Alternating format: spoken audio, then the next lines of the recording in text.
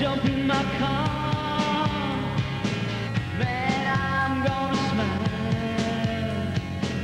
I got to get away, just for a while. I'm gonna go for a ride.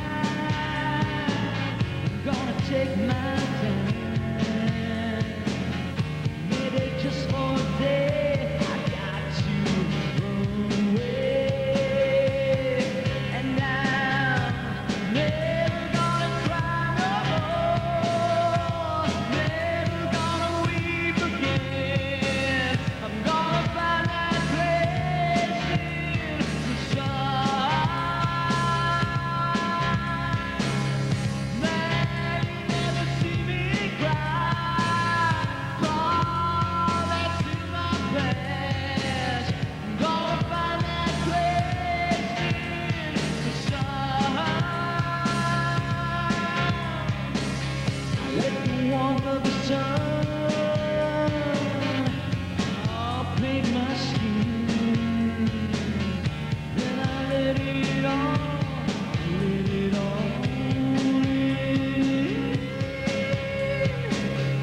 I have all the things I need.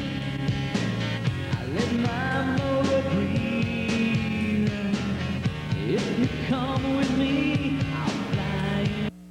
We got up early today. Really, really early. That's right, and it's a Sunday. But there was a really good reason for that. That's right, we decided that we were going to join a group of people on the beach today. This group of people comes to the Jersey Shore every summer. That's right, we're going to be tourists. No, we're not going to be tourists. We're going to meet the lifeguards. That's right, they are men and women who are highly trained in life-saving techniques. And today we're at Island Beach State Park because Bill is a lifeguard here. And we're going to follow them throughout the day. They're going to show us some of their life-saving techniques, maybe demonstrate a couple of rescues. That's right, and they're going to give us some tips on how to be a little safer while we're at the beach. So come and join us. Hi, we're here with Captain Hanshoe. He's the leader of the Island Beach State Park lifeguards. How are you today? I'm doing fine. Okay, well, my first question is, what kind of qualifications do you need to be a lifeguard? Well, the first thing we have is you have to be 16 years of age, male or female, either or. This year, for instance, we have 15 females working with us, which is our largest number of females we've ever had, which we love because the girls are great to work with. So if you're 16 years of age, you have to have a doctor's note or a sports physical. A lot of times, if you're a student in high school, you do sports in the spring. In the winter, you get a doctor's physical, so you bring that in. Once you get those two qualifications, 16 in the athletic physical note for a doctor, then you have to do a swim test. And the swim test is mandated by the United States Lifesaving Association, which is a 500-meter swim in under 10 minutes. Sure. So we're lucky because we have to do that in a pool. Years ago, we had to swim in lakes and in the ocean. And early in the year, it's kind of tough. Once they do that, they do a 400-yard run on a track. For instance, if we take Ocean County College pool, then we go to their track, we do a run. And then if they qualify with the time in those two sections, then, about a week later, what we do is we have an aquatic school for 2 days, where the guards go through all the rescues, they go through the procedures that we do. After they do that, and they go through that qualification, that Sunday, which is usually the last day, Saturday and Sunday, it's a weekend, the lifeguards have to take a written test on our lifeguard manual, and they have to get a 90 or better. If they don't score a 90 or better, then they get one more chance to do it, and if they do not do it then we were unable to hire them. So before they even sit the wood, they have to go through the training, pass all those tests, and meet all those requirements. So it's a rather lengthy process, but by the time they're ready to sit again, they're reviewed and they're ready to go. Is there any age limit? No, right now we have our oldest guard, I guess he's probably around 45 years of age, is an orthopedic surgeon that started here back in 1968. Wow. So he came back, he's a senior partner in a group of doctors now that have gotten together, so he has the weekends off, so he comes and sits with us, so he does a really nice job for us, and it's great to have that experience back. Good. Can I say sitting in the wood now for those who don't know what that is? Yeah. We kind of know, we've been on the beach, so we kind of know what that means. But. Well, we say either sit the pine or sit the wood, but the lifeguard stands, the wooden stands. Once you sit the wood, the other positions would be as an officer, where you do sit the wood. We have sergeants, we have lieutenants. We have 6 sergeants, and I have 2 lieutenants that work with me, and being the captain. I sit the wood, at times, but we're around, moving around, and we basically have the leisure of not being assigned to a stand. We may have several stands we're looking over as a sergeant, or maybe half the beach as a lieutenant, or myself in charge of the island. Do they become sergeants, lieutenants for years of service? I mean, how do you... It's quality and quantity because, you need to put the years in as a lifeguard to get the experience, also to gain the respect of the other guards on the beach. But it's the quality too, the job you do, whether people are going to respect you, and how much you know and you've learned over the years. So it takes a little bit of each. At least 5 years, and then you could look, towards maybe getting an officership if it's available. How many lifeguards do you hire for the summer? We have 56 on staff, and out of the 56, 3 positions are reserved for the EMTs, the emergency medical technicians, which basically take care of our first aid rooms and any situation that will come up with that. So right now we're topped off at 56. Now, how many people tried out for the beginning of this summer? How many people tried out? You only had 56, so how many did you have to say no to? We had a lot. Basically, out of that 56, we probably had somewhere around 40 return from the years past. We did get some guards from outside, other lifeguards from different beaches that wanted to make a change for whatever reason. And then we hired some rookies, about 15 rookies. So out of those rookies, we had somewhere, I'd say about 45 applicants that tried out. And it's kind of amazing because years ago, you almost had to find people. We still do recruiting through the high schools and local colleges. But when Baywatch came out, we had... Baywatch, We knew we were going to be mentioning Baywatch. I have to get into that, but once Baywatch came out, what ended up happening was we used to have maybe 8 to 10 applicants looking for 12 positions. First year Baywatch came out, we had 35 people swimming in the ocean. It's 52 degrees out. So See, that helped with the, recruitment actually Right. in the same. But I think they soon realized that this This is the same. maybe there's a little bit of glamour behind it, but it's very serious, and it is. It's a lot more work than you see on television, that's for sure. Now, the 40 that return, now they're not guaranteed a spot. They have to go through the training and everything. Yes, They have to pass all these tests every year. Is that how it Yes, works? everybody requalifies. I swim. I do the test, I go through all the certifications, go through the training with them, and so does the brand new rookie. So whether it's 1 year or this is my 20th year, it's the same across the board. So we all go through the same requalifications. Now, do you have, throughout the summer, do you have where you would make sure they're still up at their top? Like, do you have any kind of things going on? Oh, absolutely. Okay. Every single week they have to do a certain amount of physical training. So we have basically what we call a point system. If you swim 400 yards, 400 meters, you get 4 points. If you row, if you run, if you kayak or use a surfboard, you get a certain amount of points. And we basically dictate every day who's swimming. Okay, we're going to do a swim today. We're going to do a run today. We're going to do training. Also, every single day we're doing practice rescues, working on CPR, first aids, neck injuries, going over procedures, how you do certain rescues, how to use a jet ski. So we do that continuously. And then every month we have to do a swim test again. Oh, okay. So, for some guys that are maybe close to the time, they look at the ocean, say, for instance, like you'll see today up there is the Northeast, it's really going across hard. If we're swimming on a day like today, you have to take into consideration, you have drift, there's waves, there's chop. You may not end up at the buoy and back in again, do your 400, 500 meter swim. So it's, we have to do it. And if you don't make that, then you lose your job middle of summer. But we try to assure that they're in shape. Right. Well, Bill used to go out and kayak. I thought he just did that for fun, but he actually gets points for it. Right. There's a reason behind it. That goes down as training and for our points, so it keeps them physically fit and then, mentally sharp and ready for whatever happens. And how many stands do you normally have open, and how many lifeguards per each? Well, right now we have the lucky number of 13. Last year we had 13 stands, and they're on the beach. Usually we go from stand 1 to 14, but stand 1 is so far north, it's really off the beaten path, so we start with number 2. It's kind of a weird thing, but that's what we do. And then, so it's 13 stands, and last year being such a rough and really tough summer with all the hurricanes, tropical storms, rips, and everything else, we decided to stay with the lucky 13. So we cover about 1.75 miles to 2 miles of beach, and that's for bathing, bodyboarding. We have a surfing beach, which is the last stand on the south end, and right outside of that, something new for the summer for beaches, even along the shore, is we have windsurfing. Yeah. So word really hasn't gotten out, but I'm sure it will very soon. Yes. We'll tell everybody we know. Yeah, we'll tell everybody we know. All the 2 people who watch us. Now, people on the beach can only go from those stands that are open, right? Yeah, the guarded beach.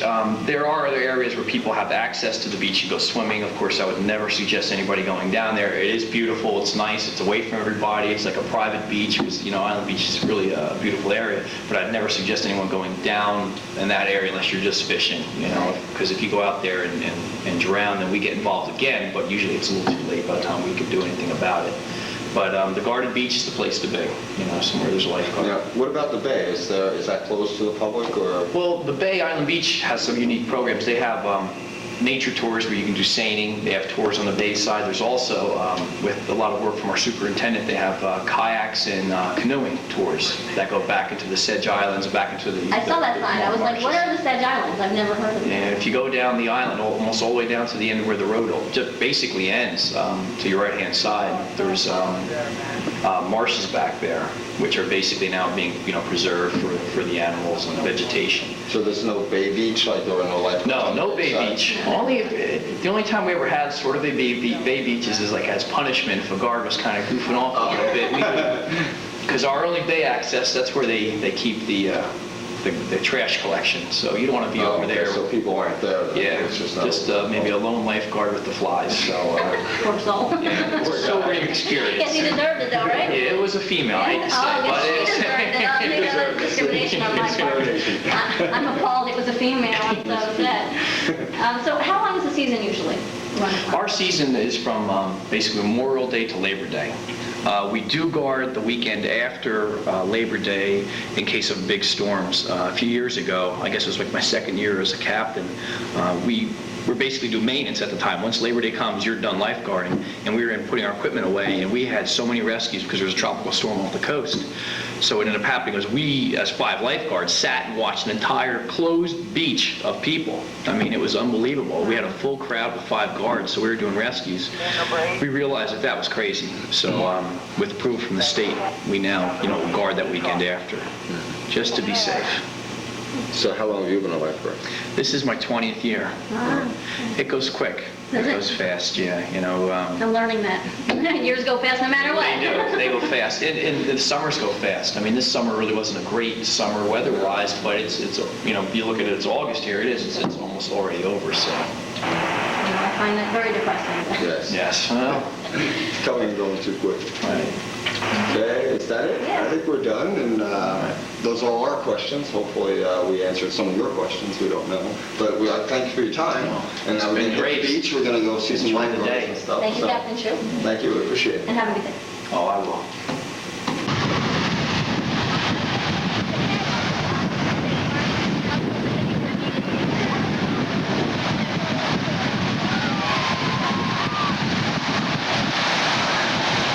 All right, now we're with Chris, who is the lifeguard dispatcher, and he's going to show us all his equipment and exactly what do you do here?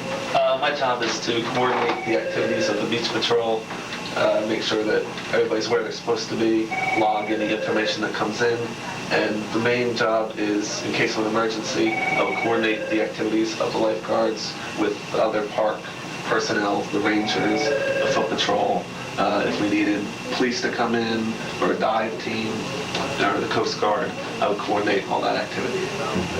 Okay, and what are you going to show us what you got here? This is like a All right, weather station thing? We have a weather station here. Our main concern with this is the wind, because you have a lot of umbrellas on the beach, and basically if the wind gets above 20 miles per hour, umbrellas start flying, and people can get speared because beach umbrellas have sharp ends. This is the park radio. It's a scanning radio. Can hold, I believe it holds up to 23 channels. Basically, I can hear the whole state on this radio, all the parks in the state. This is our radio for the lifeguards. I can hear all of our stands on it, and this is because there's so much traffic, radio traffic with our lifeguard staff. We need our own separate radio because we would clog the state radio if we used the same one. So you can talk to every single lifeguard that's out I there? can talk to every lifeguard stand with this radio. Great. That's basically That's all your equipment. That's all my equipment. So what other stuff I know you talked about, like missing children and that sort of thing? Right. You did a lot of that? Our main thing, if you watch Baywatch, you think that you're Everybody's saying Baywatch today. you think we're out there pulling kids out of the water every 5 minutes, but that's not true. Basically, our thing is lost kids. I believe our record this year was with 13 lost kids one day. The kids are mainly gone for 2 or 3 minutes. The parents, as soon as they realize that they're gone, they're all upset and they have to get somebody to look for their kids. Sometimes the thing that really scares me is we'll have like a 2-year-old kid. We'll find them. And what we do, our procedure is to hold them on the lifeguard stand.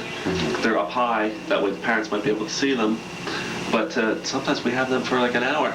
Wow. And I don't know what the parents are doing at that time, but at least we have their kid and they're not in trouble. So what do? You have like a loudspeaker system that you would like describe? Let's say like a 2-year-old that wouldn't talk to you. Let's say you get that. I mean, what they do is the lifeguard that either finds the child or the parents come up to them. They give them a description. They call it into me over the radio. And I usually give a couple minutes, because the kid's probably going to be found right away. Usually if we have the child, it's not a big emergency because we know that they're not in trouble. We have them, it's just a matter of getting the parents to come pick them up. If there's a missing child, then you have to think, well, maybe this child's in the water, maybe he's drowning. So it's usually about 5 minutes. We wait, then we make an announcement again to make sure all the lifeguard stands have a description of the child, and they start looking around, and then we notify the foot patrol, and if necessary, we notify a ranger. We usually have about once a year we have a child that's missing for about an hour, and then it becomes a big search. So the rest are just like minutes, like the rest of them are just half an hour. 5 minutes, 10 minutes, 20 minutes.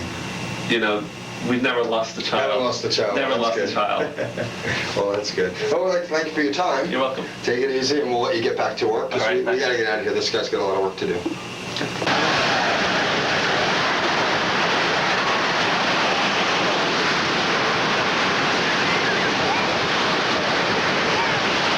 Hi, I'm here with Bill and Jackie, and they're lifeguards here at the park. And we're going to ask them a little bit about their jobs.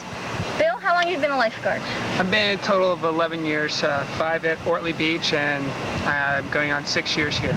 And what about you, Jackie? How long have you been a lifeguard? This is my second year. I guarded at Lavalette last summer, and I'm here at the park for the summer. Okay, why are you guys lifeguards? Why did you want to become a lifeguard?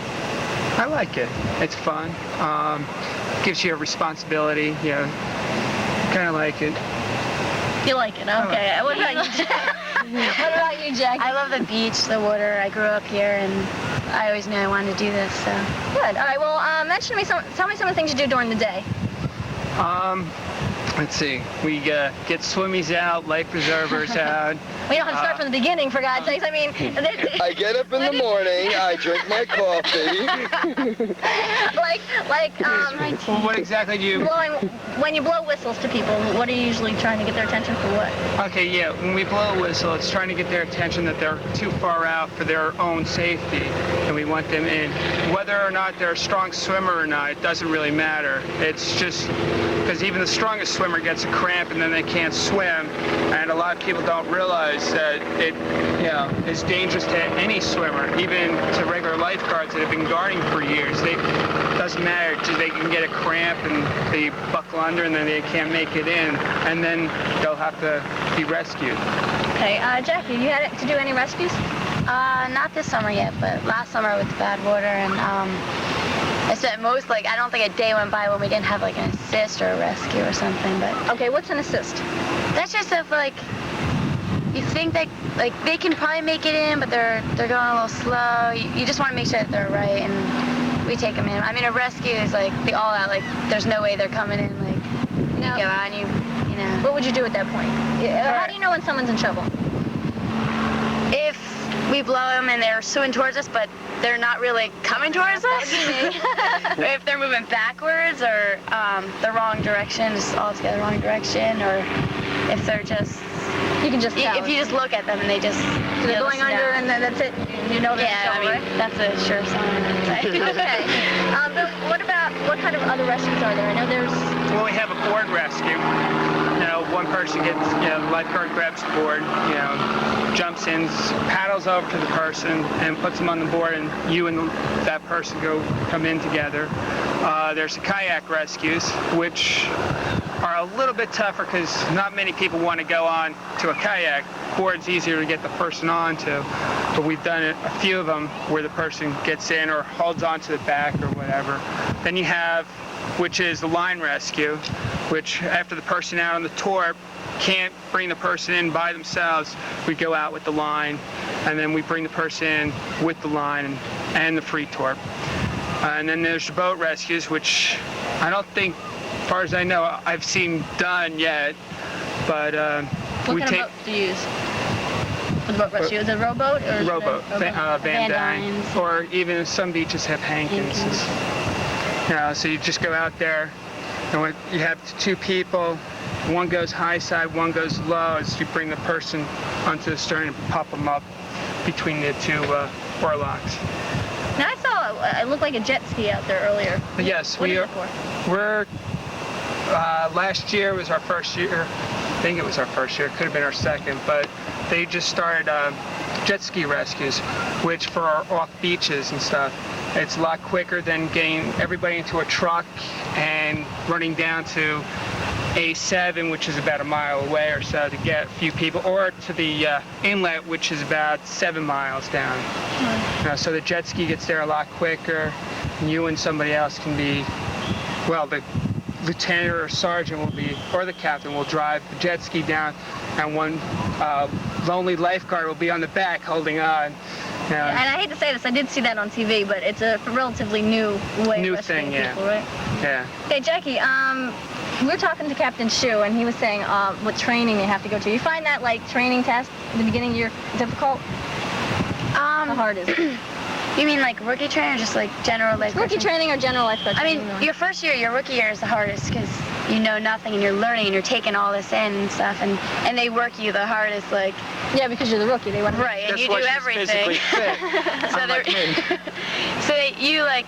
But after your rookie year, like, I feel so much more confident this year because, like, such a strenuous, like, summer and stuff, but it's like, it's all review from there on in, so we just, like, it's just reviewing, like, rescues, procedures, and first aid. You do that throughout the summer also sometimes, right? Yeah, we just, every once in a while, like, we have training breaks every day, and they, like, review things with you, and CPR, and just drills. Okay, how do you find the test? You're getting older, so...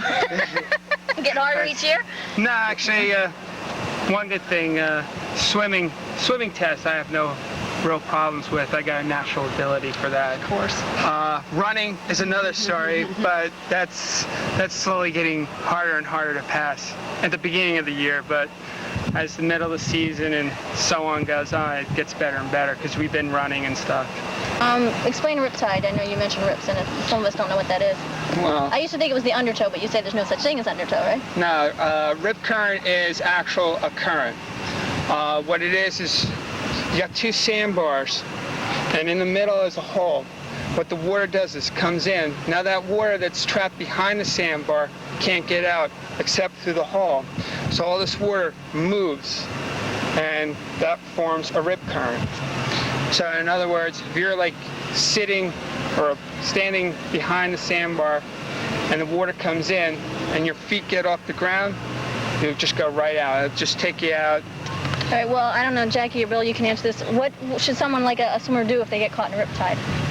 Well, you should swim parallel to it, like, because it's very difficult to swim against the rip, and it takes a lot out of you, and you'll probably get tired, and that's when people will get into trouble. So if you're like, you should definitely swim parallel to it, and then you should have easier time getting in.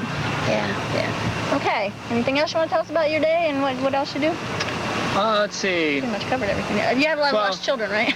Yeah, we have a few. Yeah, the best thing for parents to do, which I think would help the kid a lot, plus the parent, is set up near a lifeguard stand. Let the child know which is the closest lifeguard stand number. So at least when the kid comes up to the lifeguard, they can say, yeah, they were sitting at lifeguard stand number 6 or 4 or 14, and then it's easier for us to shuttle them down wherever and then the parents not too frantic and wondering if their kid's out in the ocean someplace. Jackie, have you had any lost kids this year yet? Yeah, we've definitely had our share. What was the longest time it took for you to find the parent, or vice versa? I think there was one boy who was missing for like 2 hours, I think. Something like that. He took off, like off beach. He wanted to go take a okay. look at the lighthouse. I find that's a lot. The kids just take off and go see something, and Yeah, usually like maybe they'll be walking by the wash and they'll just start walking with the wind, and usually so if we're on like stand 6 and they're missing and the wind's like a north wind, so we'll stand look, 7, right? Yeah, we'll look that way. They're more guaranteed to come out South Beach someplace. Yeah. Like stand 12 or something.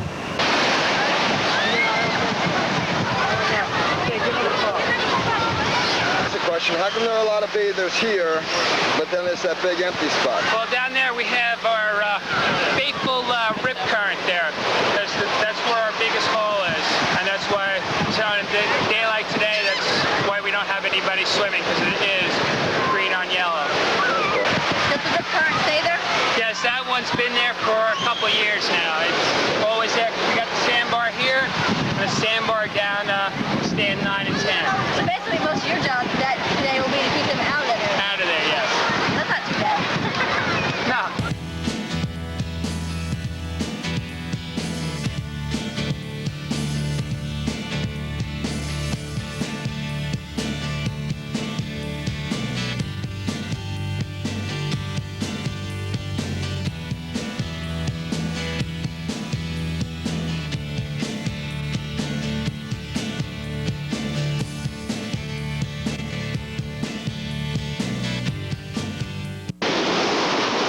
Well, that's all the time we have for this week's show. Unfortunately, we weren't able to show you everything that we wanted to, so we're going to continue this show next week. So come back with us to Island Beach State Park. We'll see some of the rescuing techniques they have and maybe learn about the equipment. They might be able to do a couple of mock rescues for us. But in the meantime, if you have any show ideas or if you'd just like to write us a letter, you can reach us at Down the Shore, P.O. Box 607, Seaside Heights, New Jersey. 08751. We'll see you next week. Bye. Bye. Nobody wants to say the first goodbye. Every time